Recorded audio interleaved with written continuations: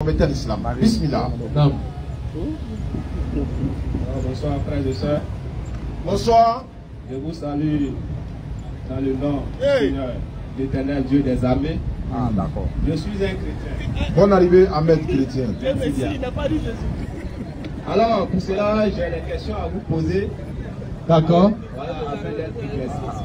Bonne arrivée. Merci bien.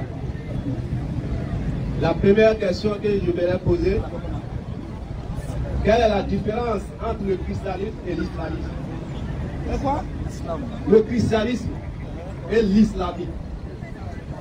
On a compris la question entre le christianisme et l'islam. Vas-y, frère. Ok. Le frère pose la question, quelle est la différence entre le christianisme et l'islam? Avant d'avancer, je rappelle qu'il s'appelle Ahmed, hein, mais il est chrétien. Donc, suivez mon regard. Allons-y. D'accord. Donc, je commence par le christianisme. On est tous allés à l'école. Quand on attend le isme à la fin de un nom, une dénomination, ça veut dire que c'est une conception, une idéologie humaine. Ok? Donc le christianisme, ce nom-là est dérivé de chrétien ou de, comment dire, Christ. D'abord, dans la langue grecque, l'ancien grec c'était Christos, et après ils ont coupé le os, c'est devenu Christ. Et de là, ils ont tiré le christianisme. Et le principal fondateur du christianisme, ce n'est pas Jésus, mais c'est Paul. Merci. Ok?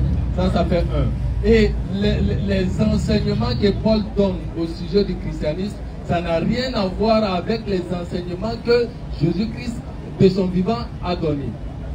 Ça fait deux. Jésus n'a jamais entendu le mot chrétien. Le mot christianisme même n'existe pas dans la Bible. Ça n'existe pas. De la Genèse jusqu'à l'Apocalypse, le mot christianisme n'existe pas.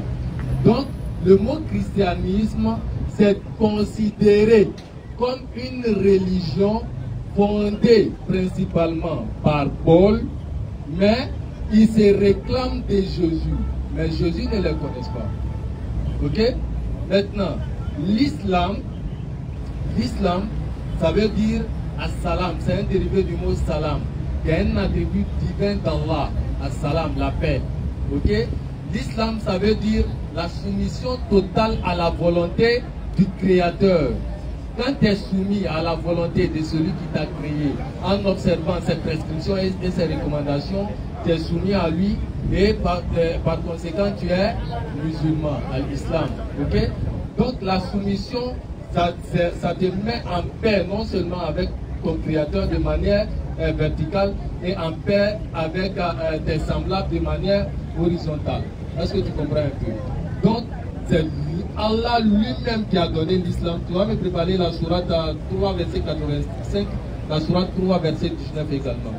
Et sourate 30, verset 30.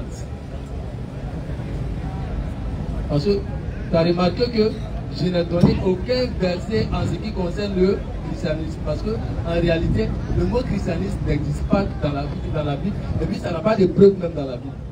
Ok? C'est une conception montée par les êtres humains. Et La 3, le verset 19. Oui. Certes, la religion acceptée d'Allah, la religion qui est acceptée d'Allah, c'est l'islam. C'est l'islam. 3,85.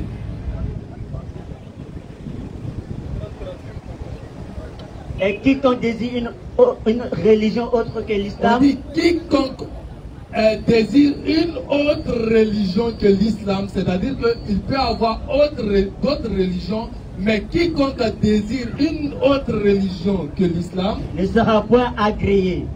Ça ne sera pas validé, c'est pas cacheté. Allah ne connaît pas ça, c'est pas signé chez lui. Et il sera dans l'au-delà parmi les perdants. Parmi les perdants. Sourate 30, verset 30. Sourate 30, verset 30. Oui. Dirige tout ton être On dit dirige tout ton être vers la religion, vers la religion. Il n'a pas dit les religions. exclusivement pour Allah. Exclusivement pour Allah. Telle est la nature qu'Allah a originellement donnée aux hommes. Telle est la nature que Allah a originellement donnée aux hommes. La première créature dans le genre humain, c'est qui? Donc Allah a donné originellement aux hommes, en commençant par qui? En commençant par qui? Tu entends, mais ne suis pas. Quand Allah dit, telle est la religion qu'Allah a originellement donnée aux hommes. Si la meilleure créature c'est Adam, donc la religion qu'il a donnée à la première créature c'est la soumission, et c'est qui? Je vais vous répondre. C'est trop lourd. C'est pas nous. Alhamdulillah, si tu permets. Voilà pour ce que moi je reconnais dans la Bible, la première religion que Dieu a donnée aux hommes sur la terre. D'abord, c'était les Juifs. Puisque la Bible nous dit qu'Abraham est le père de la foi. Et la religion acceptée sur cette terre aujourd'hui, premièrement, c'était les Juifs, à laquelle Dieu a donné à Moïse la loi, les ordonnances pour donner aux enfants d'Israël de bien vouloir se conformer. Et après quoi, Dieu va dire dans le Deutéronome 18, verset 18, à Moïse, que je les susciterai du milieu de leurs frères un prophète comme toi. Et je mettrai mes paroles dans sa bouche. Commentez sur le Coran. Et celui qui n'écoute pas mes paroles, qu'il dira à mon nom, c'est moi qui lui en demandera compte. Et lorsque effectivement Jésus-Christ est venu, Jésus n'a parlé de lui-même, mais de Dieu. Merci. Jésus n'a pas parlé de lui, mais de Dieu. Même dans Jean 14, verset 1 à 2, il dit, croyez en Dieu et croyez en moi. C'est ce que Jésus a dit. Et après cela, il va dire à un consolateur qui viendra, l'esprit de vérité en qui le Père enverra à mon nom. Vous enseignerez toutes choses.